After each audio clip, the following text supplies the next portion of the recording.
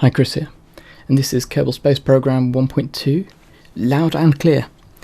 So the big new features are communication networks and Kerbnet. So here's communication networks. You see all these green lines. These show the paths of communication. So if you get a relay communicator as opposed to a standard transmitter, you've got two types of communicators now. So these relays are able to form this network, and then your transmitters will use it to send signals back to Kerbal. So here we have the Juno system. So I have one big long-range transmitter at the edge of Juno, which is transmitting back to Kerbal, and I've got little ones with shorter range around all of the planetary bodies and creating a full coverage. You notice that the one on the outside of the system is slightly off kilter, and this means it's not going to be eclipsed by Juno at any time.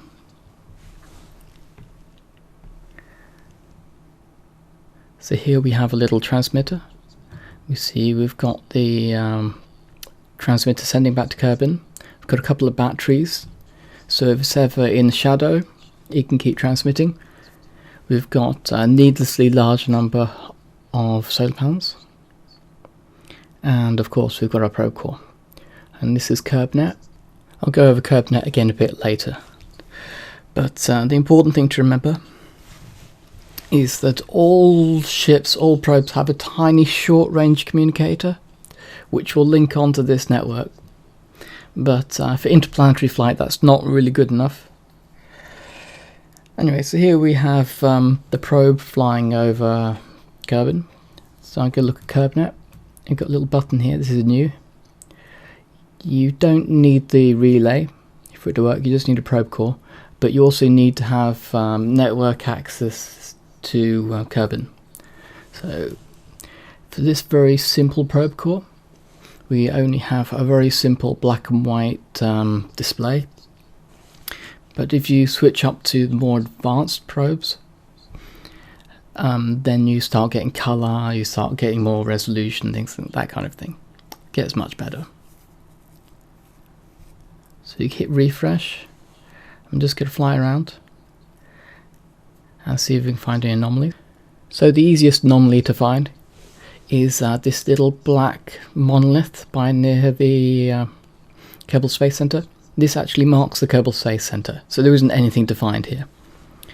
But as you can see, you can just walk there. Further away, the other ones are quite difficult to find.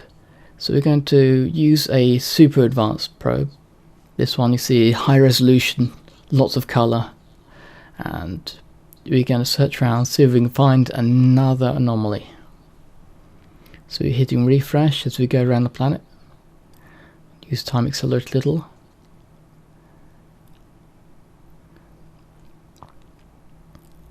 Right, I'll just zoom in on this bit.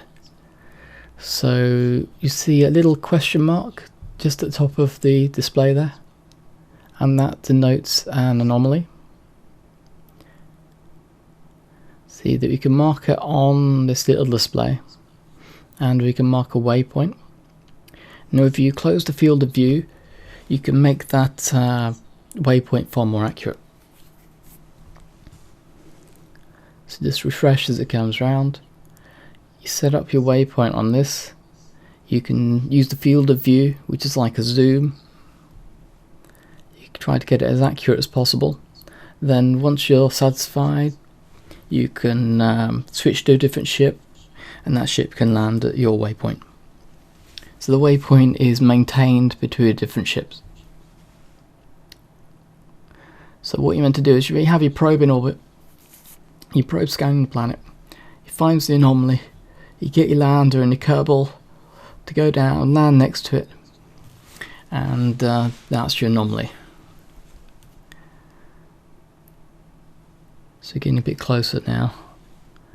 Yeah, it's probably as good as I can get. So I close the field of view.